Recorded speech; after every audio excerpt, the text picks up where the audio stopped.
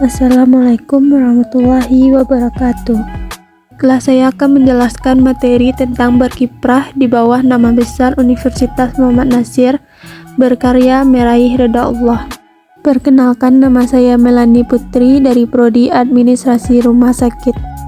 Muhammad Natsir Datuk Sinaru Panjang lahir pada 17 Juli 1908 di Kampung Jembatan Baukia, Alahan Panjang, Kabupaten Solo, Provinsi Sumatera Barat. Beliau adalah anak ketiga dari 4 bersaudara. Ayahnya yaitu Idris Sultan Saripado, seorang juru tulis, kontrolir di masa pemerintahan Belanda. Ibunya bernama Khadijah, dikenal taat memegang nilai-nilai Islam. Natsir belajar pada sekolah rakyat di Maninjau berbahasa Melayu. Ketika ayahnya pindah ke Bekeru, tinggal bersama pamannya di Padang. Keberhasilan gerak pendidikan ditentukan oleh kerapian nizam organisasi, perangkat dan peralatan halaqahnya, cara penyampaian serta kurikulumnya. Ketika menamatkan HIS, ia meraih prestasi istimewa, diberi kesempatan melanjutkan ke Mulo dengan beasiswa dari pemerintah Belanda. Di sekolah belajar satu kelas dengan murid Belanda. Tamat pada Mulo, ia mendapatkan beasiswa ke AMS di Bandung, jurusan sastra barat klasik.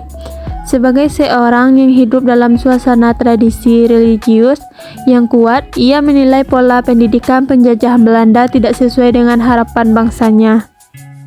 Natsir mendirikan Yayasan Pendidikan Islam di Bandung, sekaligus menjabat sebagai direktur dari tahun 1932 sampai 1942. Bahkan pada masa penjajahan Jepang 1942 sampai 1945, pemandu umat ini sempat menjadi Sekretaris Tinggi Islam atau STIE Jakarta. Kiprah Natsir semenjak ketika menjadi anggota KNIP tahun 1945 sampai 1946. 1948 ditunjuk menjadi Menteri Penerangan Republik Indonesia. 1950 Indonesia berstatus RIS sebagai produk dari KMB. 1952 kunjungan ke beberapa negara di Timur Tengah. 1950 sampai 1958 anggota Parlemen RI dari fraksi Masyumi.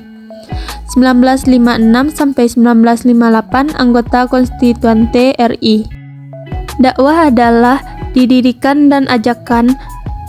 Dakwah Islamiyah pada hakikatnya suatu usaha yang digerakkan secara sadar, terserah dan terpadu, mengubah seseorang, sekelompok atau suatu masyarakat menuju keadaan yang lebih baik sesuai perintah Allah dan sunnah Nabi Muhammad Rasulullah SAW.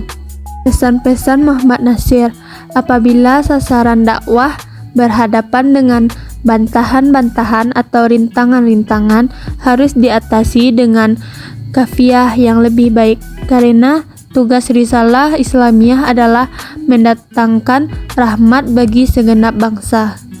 Sekian penjelasan yang dapat saya sampaikan. Assalamualaikum warahmatullahi wabarakatuh.